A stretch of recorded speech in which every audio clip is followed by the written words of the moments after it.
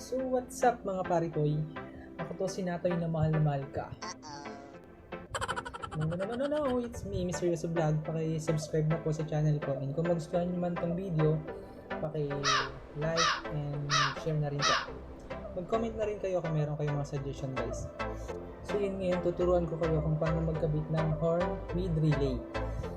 Ang kailangan natin syempre ito yung horn, yung busina, and relay na 4-pin, then wire, and of course yung electrical tape para safe.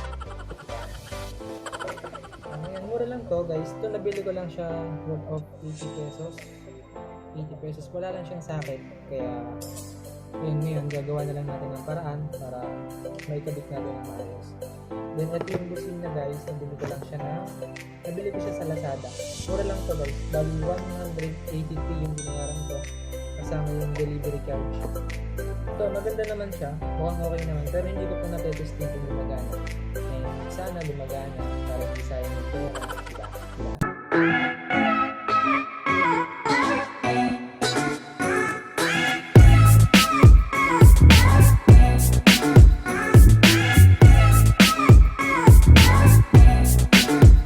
Yung mga paritoy, bago tayo magsimula, gusto ko muna ipakita sa inyo yung ginawa kong wiring diagram para mas madali natin makuha yung pagkakabit ng ating dual horn with relay. So guys, pakita ko sa inyo. So yan, ito mga paritoy. Kung makikita nyo, ito yung ginawa kong horn. Ito yung horn natin. Then ito yung relay. Yung kakabit natin. Yung 4-pin. Meron siyang number na 87, 30, 86, then 85. Then ito yung battery natin. Ito, unahin muna natin yung sa relay.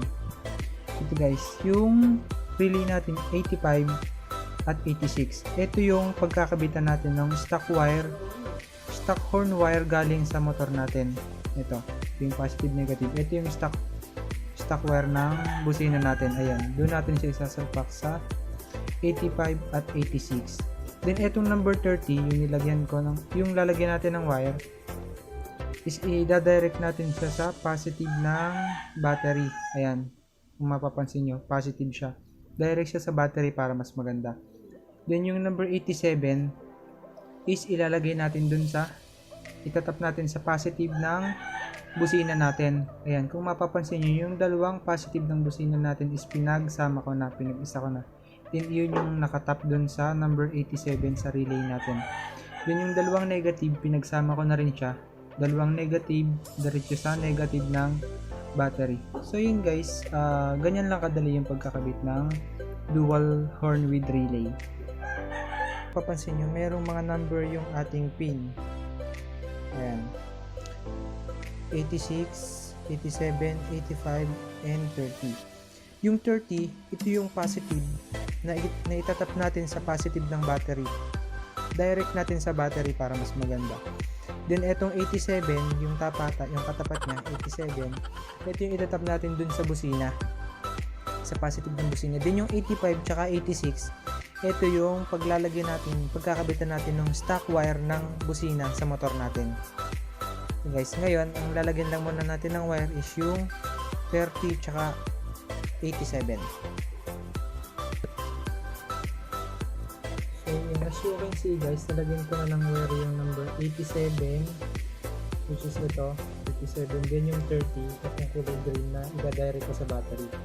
Kailangan kasi natin na medyo makapal-kapal yung wire para mas safe, kasi hindi tayo pwedeng mag-tap ng manipis yung wire sa battery, sa positive ng battery, dahil masusunog yung wire natin.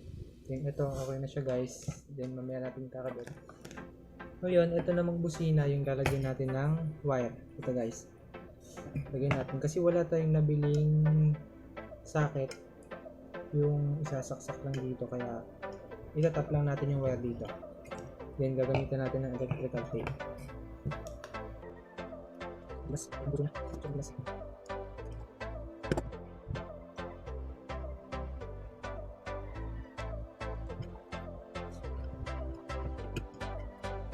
Gagawin natin is pagsasamahin natin yung dalawang negative at dalawang positive. Dahil ang ginawa ko is pinagparehas ko na yung pagkabit niya. Kung mapapansin nyo, kulay black, which is yung negative natin. then ito yung positive, then negative at positive. Ngayon, pagsasamahin natin itong dalawang block na to, yung negative, ito pagsasamahin natin, then yung positive pagsasamahin din natin. Then itong positive wire is ito yung itatap natin dito sa relay, which is yung number 87. Ito, yung number 87. Ito yung wire niya. Pagdudugtungin natin siya mamaya.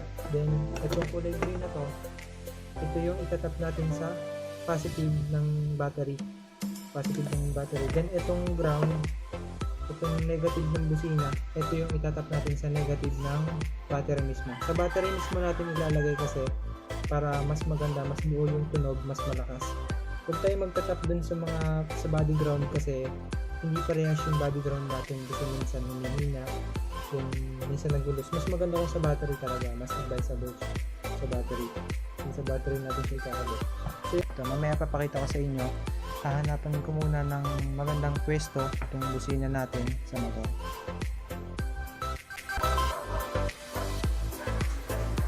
Ayan mga pare ko, ito yung motor na paglalagyan natin ng dual horn with relay.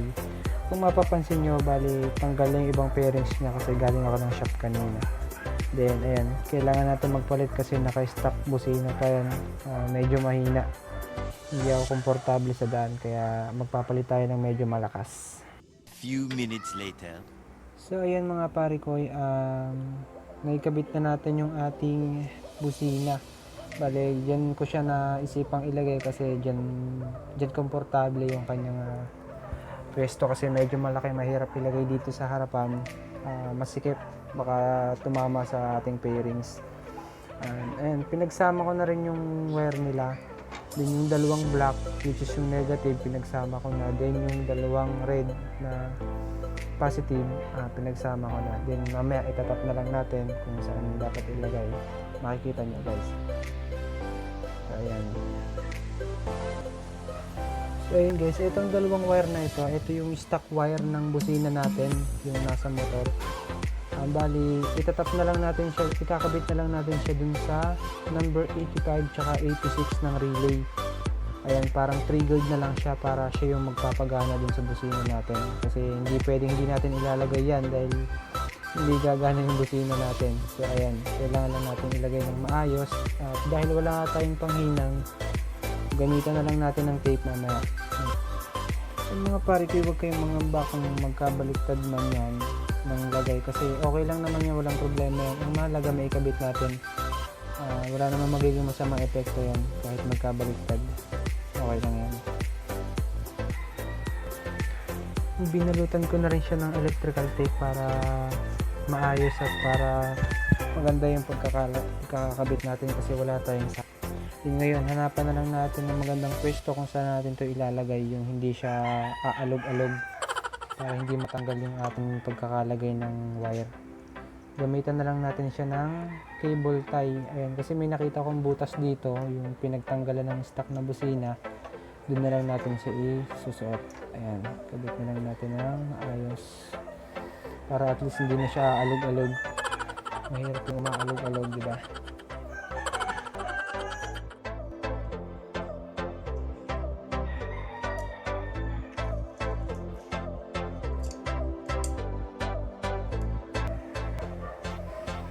Ngayon mga pare ko, itong positive wire ng busina, which is yung red, is idudugtong na natin dun sa wire ng relay, yung number 87 yung pinabit natin kanina. Itong kulay pula.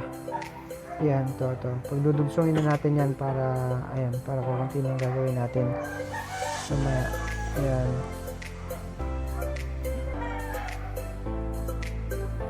Lagyan lang natin ng electrical tape.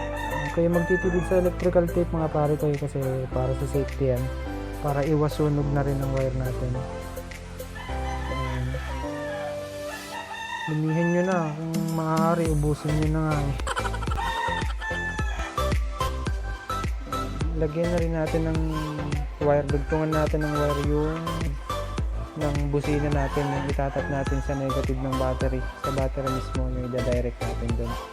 Yan, para abot siya kasi yung battery natin nasa U-box pa para umabot. Yan, build natin ng electrical tape para safe. nakalimutan niya mga pare ko. Mahalaga yan. Ayan, ganyan natin para masaya.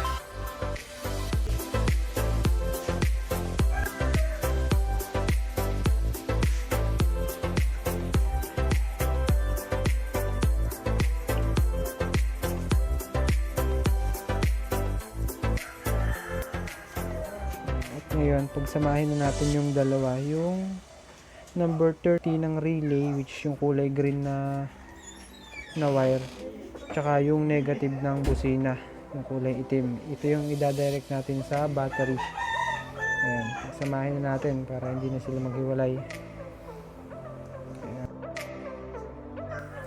Tanggalin muna natin yung body cover mga pare ko para naikabit na natin yung huling dalawang wire yung idadirect natin sa battery. Ayan, medyo sagal to kaya tanggalin na muna natin para naikabit natin ng maayos.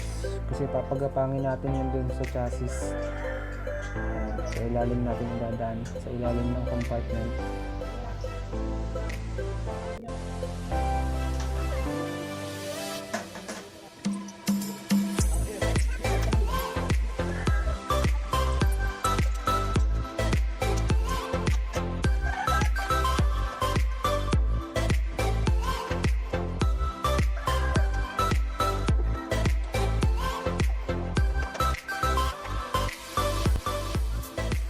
Hanapan nyo na lang ng magandang pwesto yung wire natin mga pare ko. Depende kung saan nyo ilalagay. Basta mahalaga makabot siya dun sa battery natin. Hanapan na lang natin ng magandang pwesto. Mas maganda rin kung itim yung gagamitin natin para hindi masyadong kita.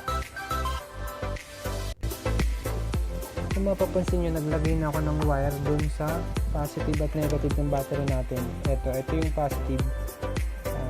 Isuot lang natin dun sa butas para maidugtong natin dun sa dalawang wire. And then ito yung negative, nalagyan ko na rin siya ng wire. Ayan, then ito yung positive, papasok pa lang natin. Ayan, suot natin sa butas para maitap na natin. Ayan. Pag magtatap kayo sa battery mga pare kayo, piliin yung makapal na wire para safe. Kasi pag manipis yung wire na gagamitin natin, lalo na sa positive, possible na masunog yung wire, hindi kakayanin. Kaya ayan, kaya dapat makapal yung gagamitin natin para iwas sunog, iwas problema, di ba?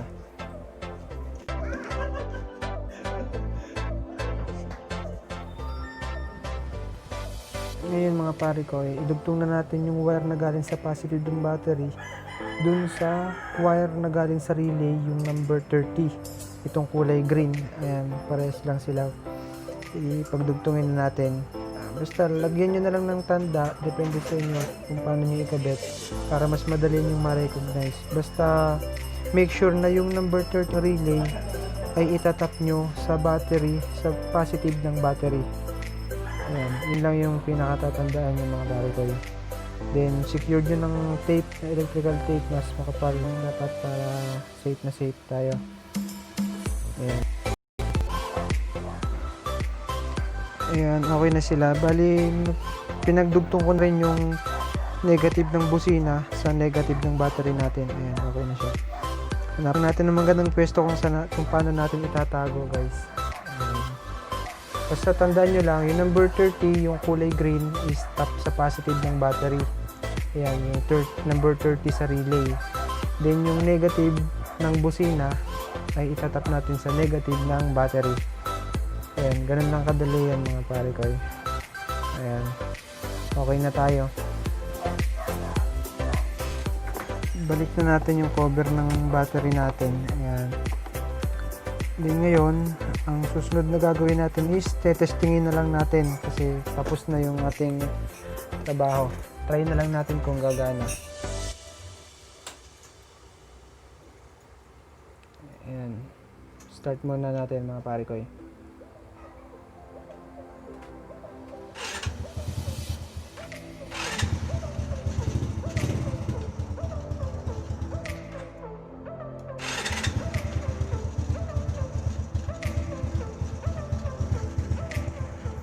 Ayun, gumagana yung busina natin ng mga pare ko.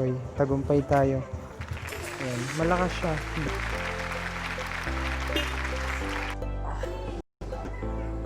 ito na yung finished product natin mga pare ko. Ayan. Pwede nyo rin siyang palitan ng mas makapal na bracket para hindi siya gumagalaw. Kasi yung stock lang yung ginamit ko. Yung kasama lang mismo ng busina.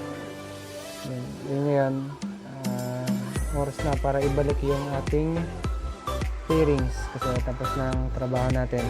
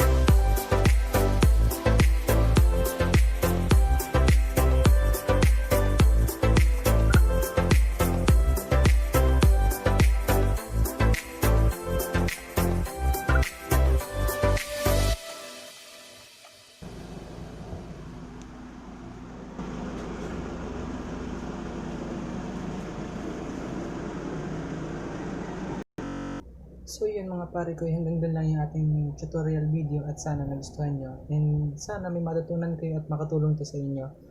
Huwag kalimutan mag-subscribe at kung nagustuhan nyo man yung video, like and share na rin po. Maraming salamat.